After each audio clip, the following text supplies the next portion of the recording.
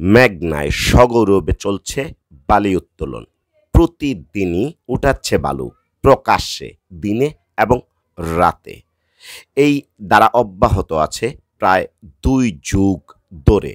এই মেঘনায় শাটনল ত্রিমোহনায় প্রতিদিনই বালু তোলা হচ্ছে।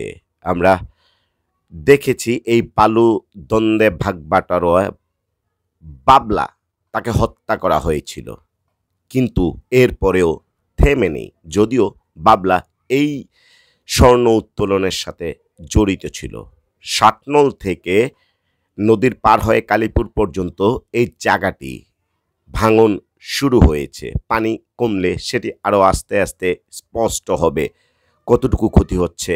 মতলব উত্তরের এই বালি কারা তুলছে, এর সাথে সংশ্লিষ্ট জড়িত প্রায় 100 থেকে 150 জন। এদের মধ্যে অনেকেই রাজনৈতিক ব্যক্তিবর্গ, কেউ ব্যবসায়ী, কেউ স্থানীয় প্রভাবশালী।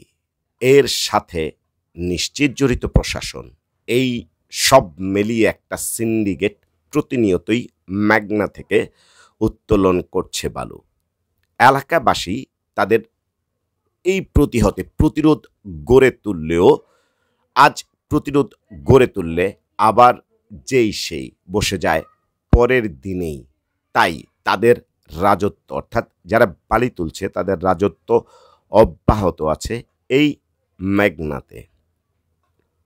জেলা প্রশাসক, পানি উন্নয়ন বোর্ড কিংবা সংশ্লিষ্ট কর্মকর্তা যারা রয়েছেন, আইন প্রশাসন যারা রয়েছেন, তারা জানেন, অবগত আছেন, কিন্তু কেন ব্যবস্থা নিচ্ছেন না এই শুভঙ্করের ফাঁকির বিরুদ্ধে?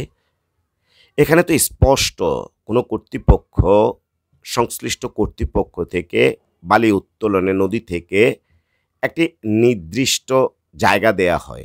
সেখানে হতে পারে 100 একর, 200 একর, কিন্তু প্রকৃতপক্ষে যারা এটাকে বৈধতা দেয়, অনুমোদন দেয়, তারা কি কখনো ঘটনাক্রমে এসে পৌঁছে যাচাই করেছে কতটুকু তুলছে, কোথায় তুলছে, কি তুলছে?